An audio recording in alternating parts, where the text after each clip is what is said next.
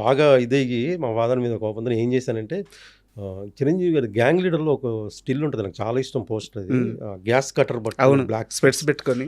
ఆ ఫోటో తీసుకొచ్చి అతికిచ్చేసానండి. హ్మ్. ఇక్కడే ఏదైతే మా ఫాదర్ వీళ్ళందరూ ఫోటోలు పెడతారో అక్కడ ఫస్ట్ ఫోటో పెట్టిన తర్వాత అప్పుడు మా ఫాదర్ ఆ రోజు ఏమనలేదండి నన్ను. హ్మ్. ఆ తర్వాత ఒక 2, 3 రోజుల తర్వాత చిన్న ఏదో డిస్కషన్ వచ్చి ఇదవుతది కదా! ఆ సందర్భంలో అప్పుడు ఆ ఫోటో తీసి హ్మ్. చింపి పడేయలేదండి. చింపి ఈయన పెడతాడా నీకు ఫుడ్డు? హ్మ్. ఈయన నీకు ఫుడ్ పెడతాడా? చిరంజీవి నీకు ఫుడ్ పెడతాడా అనేవాడు. హ్మ్. నేనేంటంటే అండి అంటే ఒక ఏజ్ తర్వాత మనం ఎదిరిస్తాం కదా! పెడతాడు నాకు ఆయన ఫుడ్ పెడతాడు. హ్మ్. ఆయన పెడతాడు నాకు ఫుడ్ చూడు అనేవాడిని నేను. ఎందుకు అంత ధైర్యం నాకు తర్వాత అనిపించింది. నేను ఎందుకని మా ఫాదర్‌తో అంత ధైర్యంగా మాట్లాడాను. అంటే ఇండస్ట్రీకి వెళ్ళాలి, నేను నిలబడాలి, నేను ఆర్టిస్ట్ అవ్వాలని ఒక కసి ఉంది కదండీ. కరెక్ట్. అది ఆ టైంకి అనిపించింది అలాగా. ఈ ఇన్సిడెంట్ ఎప్పుడన్నా చిరంజీవి గారికి చెప్పారా? లేదండి చెప్పలేదు. నేను చిరంజీవి గారితో ఒకటేంటంటే నేను ఆయనతో చేశానండి. అప్పటికి నాకు చిత్రం శ్రీను అనే పేరు రాలేదు. నేను అంత మాస్టర్ యాక్టర్ మూవీ అవ్వలేదు. చేశారు. మాస్టర్ సినిమా చేశానండి. మాస్టర్ సినిమాలో యాక్చువల్‌గా నేను హైదరాబాద్ వచ్చినప్పుడు 95లో వచ్చానండి హైదరాబాద్. అప్పుడు ఏం లేదు. అప్పుడే ఇండస్ట్రీ హైదరాబాద్‌లో సెటిల్ అయింది. 95లో వచ్చినప్పుడు అప్పుడు నేను కృష్ణానగర్‌లో ఉండేవాడిని ఒక రూమ్‌లో. హ్మ్. తర్వాత అప్పుడు గాంధీ అని ఏజెంట్ ఉండేవాడండి. అతను చెప్పాడు మాస్టర్ సినిమా ఓపెనింగ్ జరుగుతుంది అన్నపూర్ణ స్టూడియోలో ఎక్కడో. ఎళ్తే అక్కడ నాకప్పుడు లాంగ్ హెయిర్ ఉండేది ఇలాగే. హ్మ్. లాంగ్ హెయిర్ ఉంటే అక్కడ లాంగ్ హెయిర్ జుట్టున్నోళ్ళని అడుగుతున్నారు. నువ్వు వెళ్ళొచ్చు కదా! అంటే అప్పటికి నేను ట్రైల్ చేస్తానండి. ఆర్టిస్ట్‌గా ట్రై చేస్తున్నా. జూనియర్ ఆర్టిస్ట్‌గా ఎళ్ళాను. డాన్సర్‌గా ఎళ్ళాను బ్యాక్‌గ్రౌండ్‌లో. నాకు జుట్టు ఉందని తీసుకెళ్ళేవాళ్ళు. హ్మ్. ఆహ్, చాలా చేశానండి. సీరియల్స్ వెనక బ్యాక్‌గ్రౌండ్‌లో అక్కడ ఇక్కడ అన్నీ చేశాను. ఎందుకు రాజీవ్ కనకాల గారును, సమీర్ గారు వాళ్ళొక సీరియల్ అండి బాగా ఫేమస్ అది. ఇప్పటికీ చెప్తా ఆడికి గుర్తు చేస్తాను. ఒక సాంగ్ ఉంటదండి. సీరియల్ సాంగ్‌లో నేను ఫ్రంట్ డాన్స్ ఆడాను వాళ్ళతో పాటు. హ్మ్. ఆ సీరియల్ పేరు గుర్తులేదు. ఫేమస్ సీరియల్ అది గూడా. అలా చాలా చేశాను. అప్పుడు చెప్తే అమ్మో! నేను ఎళ్ళాలని చెప్పి నేను అప్పుడేంటంటే ఫోటోసేనండి. ఇప్పుడు ఫోన్ అంటే ఫోన్ అది కాదు. అప్పుడు ఫోటో దిగాల. ఫోటో వెనకాల మన నెంబర్. అది కూడా పీపీ నెంబరు. మన దగ్గర ఫోన్ ఉండదు కదా! అవును. దీనికోసం ఏం చేసేవాడిని నేను, నాకు ఒక కాంటాక్ట్ కావాలి. ఎలా అని చెప్పి అప్పుడు కృష్ణానగర్‌లో ఒక ఎస్టీడీ బూత్ ఉండేది. హ్మ్. ఎస్టీడీ బూత్‌లో అక్కడ పని చేశా కొన్ని రోజులు. అంటే పనికంటే బాబాయ్ అంటాం శంకర్ అని. అతను ఎస్టీడీ బూత్ అది. ఆ పని కూడా దేనికి చేయటం అంటే నాకు కాంటాక్ట్ నెంబర్ కావాలి. అక్కడ ఫోన్ ఉంది. హ్మ్. సో, అక్కడ కొన్ని రోజులు పని చేసేవాళ్ళం అక్కడ. కాంటాక్ట్ నంబర్ కోసమేనా? కాంటాక్ట్ నెంబర్ కోసం. నాకు నెంబర్ కావాలి. నేను ఆఫీస్‌కెళ్తే ఫోటో వెనకాల నేను ఫోన్ నెంబర్ రాసివ్వాలి. సార్ నేను ఇంకోటి అడుగుతాను. యాహ్! అక్కడ పనిచేస్తూ యాహ్! టిఫిన్స్ కోసం, ఫుడ్ కోసం 3 అవర్స్ అక్కడ కూర్చుంటే ఒక పూట ఆకలి తీరద్ది. అంటే ఆ ఫోన్ దగ్గర పని చేస్తే బాబాయ్ అంటూ పని చేసుకుంటూ యాహ్! మీ కాంటాక్ట్ అవునండి. మీరు అది కూడా ఒక పెట్టుకుంటూ కారణమే. ఒక పూట కడుపు నిండద్ది. కడుపు ఫుడ్ ఉంది. మీకు తెలీదు ఇంకో విషయం చెప్తే మీరు షాక్ అవుతారు. ఎదురుంగా ఇంద్రలోక్ కాంప్లెక్స్ అని ఉండేది. అక్కడ వైన్ షాప్ ఉండేది. హ్మ్. అక్కడ నైటు వీళ్ళందరూ బీర్ తాగటానికి ప్లేస్ ఎతుక్కుంటూ వస్తే నేను ఈ హెచ్‌డీ బూత్ ఒక 4 ఫ్లోర్ ఉంటది పైన. ఆ పైన రాకేష్ మాస్టర్ ఇన్‌స్టిట్యూట్ ఉండేది. ఆ తర్వాత పెట్టాడాయన. ఆ పైకెళ్ళి నేనే ఇన్వైట్ చేశాను. రండి పైకెళ్ళి తాగండి. బీర్ బాటిల్స్ అక్కడే వదిలేసి ఎళ్ళండి అని. బీర్ బాటిల్ రూ. 2 వస్తాయి.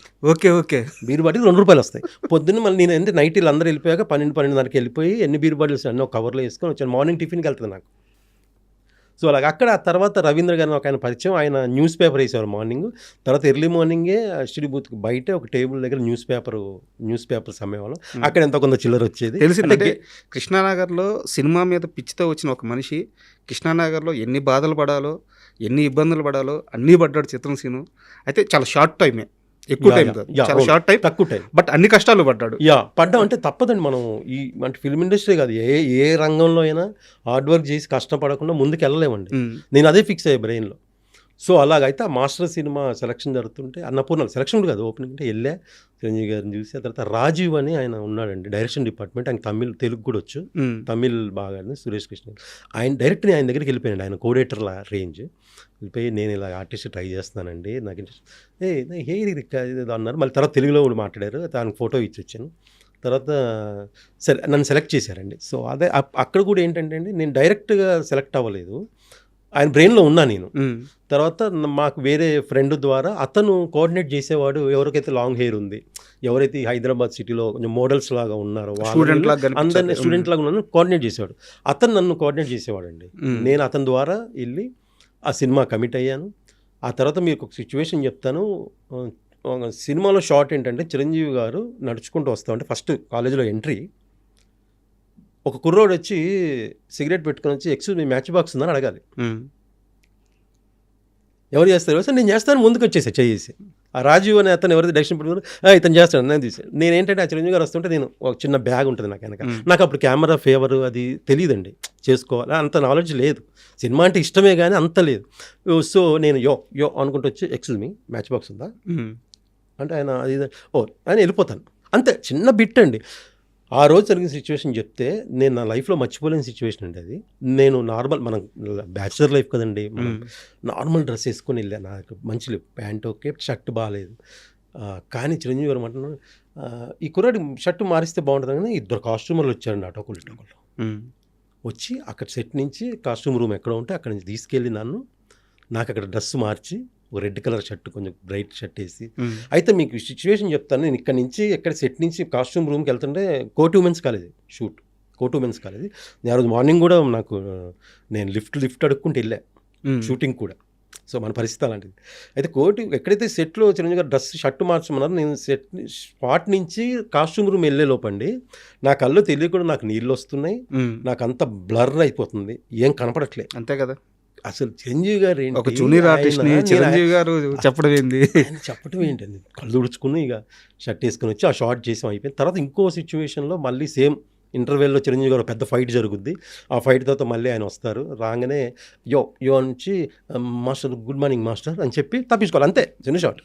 ఆ తర్వాత క్లాస్ రూమ్లో అక్కడక్కడ డ్యాన్సులు అవి ఉండేవి, స్టేజ్ అదే టేబుల్ మీద ఎక్కి డ్యాన్స్ చేయటం, టేబుల్ కాడ పట్టుకుని అవి ఇక అంతా అసలు లెంత్ చేసాం. బట్ ఎక్కువ ఆ 2 షాట్లు రిజిస్టర్ అయ్యాం. అది నాకు ఇప్పుడు కూడా నేను చెప్తే కానీ తెలుస్తుంది నేను అని. ఇప్పుడు అసలు యాక్చువల్గా తర్వాత కాలంలో చిరంజీవి గారితో కలిసి ఇవేవి షేర్ చేసుకున్న సందర్భమే లేదండి. కలిసిన సందర్భం ఉంది, 2-3 సార్లు ఆయనతో కలిసాము సందర్భం ఉంది. కాబట్టి అందరితో పాటు కలవటం తప్ప నేను పర్సనల్గా ఆయనతో షేర్ చేసుకుంది లేదు. ఆయన గుర్తుంటుందని ఒక నమ్మకం. ఆయన ఇంకొక విషయం అండి, ఒకరోజు నేను షూట్కి వెళ్ళలే, నాకు ఏజెంట్ చెప్పలే షూట్ ఉందని, నేను మిస్ అయ్యా. నెక్స్ట్ డే మళ్ళీ నాతో నేను నాకు వేరే వాళ్ళతో తెలిసిపోద్దిగా షూట్ జరిగింది, నేను నన్ను ఎందుకు రాలేదని. అమ్మో నేను రాలేకపోవటం ఏంటంటే నెక్స్ట్ డే వెళ్తే ఒక మాట అన్నానండి, చిరంజీవి గారు అన్నారంటే ఆ టేబుల్ మీద క్లాస్ రూమ్లో నేనే కనపడుతున్నా డ్యాన్స్ చేస్తూ, మైకేల్ రాలేదా అన్నారంట అని నాకు చెప్పాను. నెక్స్ట్ నన్ను మైకేల్ అన్నారు, ఆయన గుర్తుపెట్టుకున్నారు ఆయన అని. చాలా హ్యాపీ ఫీల్ అయ్యానండి. అది లైఫ్లో మర్చిపోలేని సంఘటన. మళ్ళీ ఆ తర్వాత ఆయనతో కలిసి అది రాలేదండి, యాక్ట్ చేసే అవకాశం రాలేదు. ఎప్పుడన్నా నాకేంటంటే కొంచెం చిన్న అందరూ ఆయన గురించి, ఎందుకంటే ఆయన చూసి ఇన్స్పైర్ అయ్యి వచ్చిన వాళ్ళే కదండి. మనం అందరిలాగా ఆయనకి ఇలాగే డిస్టర్బ్ చేయొద్దని, ఎప్పుడన్నా పర్సనల్గా కలిసే అవకాశం వస్తే చెప్దామని. యాక్చువల్గా ఆయన దాకా వెళ్ళుండదు ఈ సందర్భాలు. మీరు బయట ఎక్కడైనా చెప్పినా, ఫ్రెండ్స్తో చెప్పినా, ఈరోజు ఇక్కడ చెప్తున్నది కూడా ఒకవేళ ఆయన దాకా వెళ్తే ఖచ్చితంగా ఆయన పిలిపిస్తారు. ఎందుకంటే ఒక చిన్న ఆర్టిస్టు ఒక చిన్న సినిమాలో బాగా చేస్తే ఆయన ఇంటికి పిలిపించుకుని అభినందించే మనిషి. సో అలాంటిది చిత్రం శ్రీనుకి ఇంత ప్రేమ ఉంది, ఇంత అనుభవాలు ఉన్నాయని తెలిసిన తర్వాత ఆయన పిలవకుండా ఉండరు. మేబీ ఇంటర్వ్యూ ద్వారా అవద్దేమో చూడాలి. అట్లా పిలిస్తే ఇంకా నా లైఫ్కి ఇంకా ఏం అవసరం లేదు. అండ్